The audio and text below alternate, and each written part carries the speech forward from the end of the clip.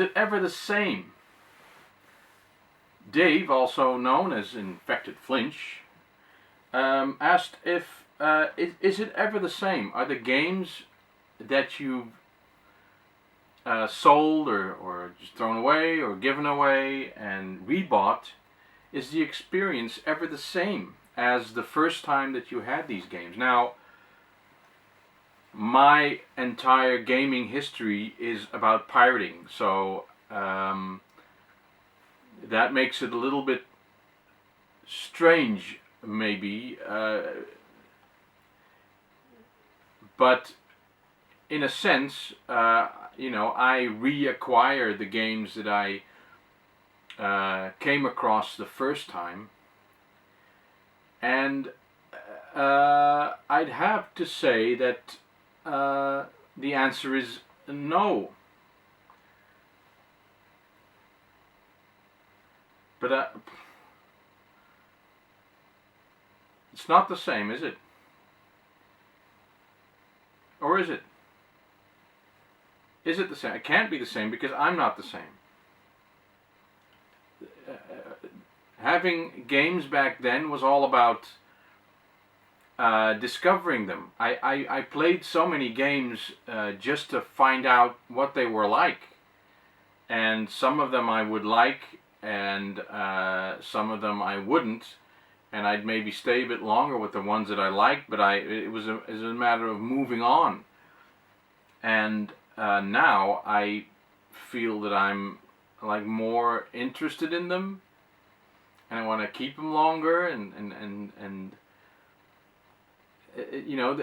these games are in a totally different time. It's like a dinosaur, basically. It's like having a T-Rex in this time. Is it the same animal? No, because its surroundings are different. I don't know. It's a tough question, Dave. So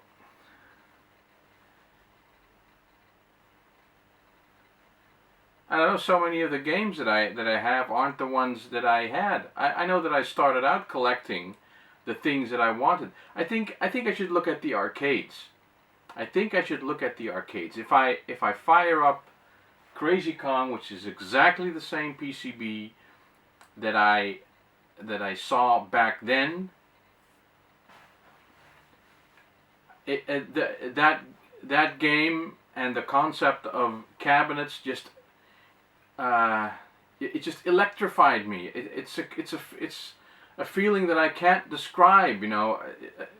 Everything from the sound to the pixels to the colors to the fact that you put in coins to the excitement of walking up to the machine and no one was there, or that it was your turn, and discovering little things and little techniques that is gone.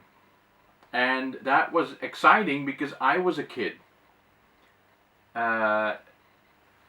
So no, it can't be the same. And I realize that this is not exactly the question that you asked, because you were talking about games that that you rebuy.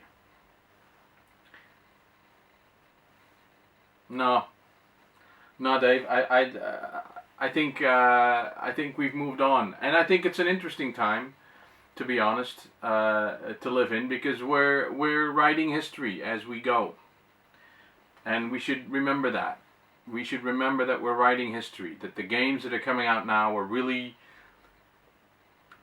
realizing what that is going to be in the future. We know now what we didn't know then, that little guy in Crazy Kong can become a franchise. Franchises didn't even exist back then. Now we realize this is part of a franchise, or something isn't going to make it as a franchise. It's going to be a one-off, or something's going to be big and some things aren't going to be. So we realize that, and we know that now.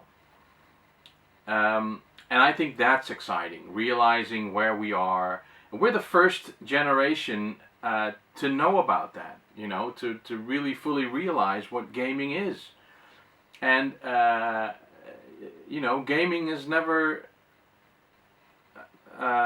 disappeared I mean, you know, it's been tough, and many companies died, but gaming didn't die. Gaming is still here, and even, or you know, if you look across the borders, gaming is a big thing.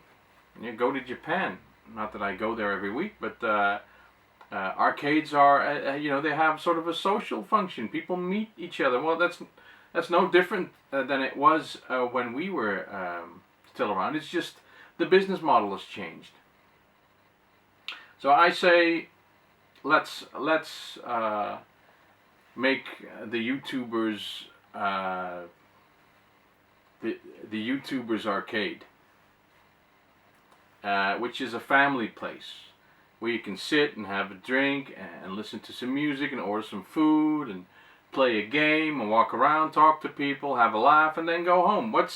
I mean, wouldn't that be better if our kids didn't go drink themselves into a coma, but went to the arcade?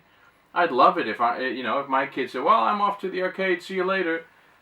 Isn't that better than having them return completely pissed, or you have to pick them up in the hospital? I mean, or off the street somewhere. So yeah, I say let's make room for arcades, guys. Bye.